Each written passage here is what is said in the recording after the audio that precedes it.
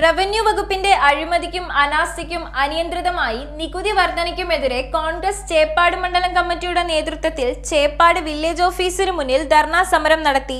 DCC general secretary advocate V Shukkur ധർണ ഉദ്ഘാടനം ചെയ്തു.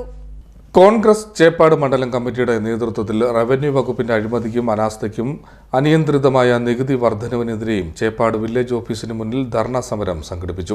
DCC general secretary advocate V Shukkur ധർണ ഉദ്ഘാടനം ചെയ്തു.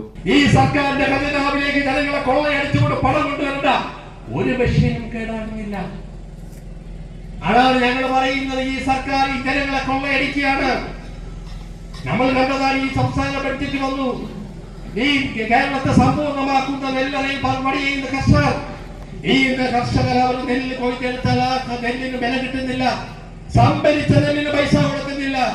ആ കർഷകരെ കൊല്ല ചെയ്യുകയാണ്.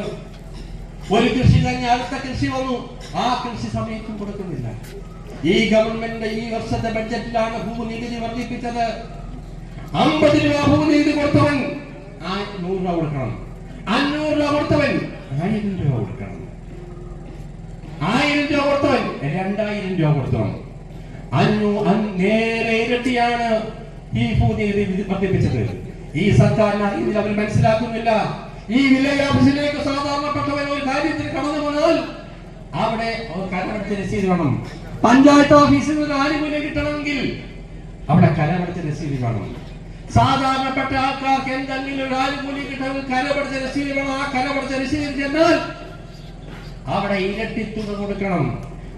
കോവിഡിന് ശേഷം ജോലിയില്ലാതെ, വരുമാനമില്ലാതെ, ജീവിത മാർഗങ്ങളില്ലാതെ, ജീവിതത്തിന്റെ ദിവസത്തിന്റെ രണ്ടറ്റം കൂട്ടിമുട്ടിക്കാൻ കഷ്ടപ്പെടുന്ന പാടുപെടുന്ന കേരളത്തിലെ ജനങ്ങളുടെ ബുദ്ധിമുട്ടുകളും പ്രയാസങ്ങളും കഷ്ടപ്പാടുകളും മനസ്സിലാക്കാതെ ഓരോ ദിവസവും ജനങ്ങളെ കൊള്ളയടിച്ചുകൊണ്ടാണ് ഈ സർക്കാർ മുന്നോട്ട് പോയിക്കൊണ്ടിരിക്കുന്നത്.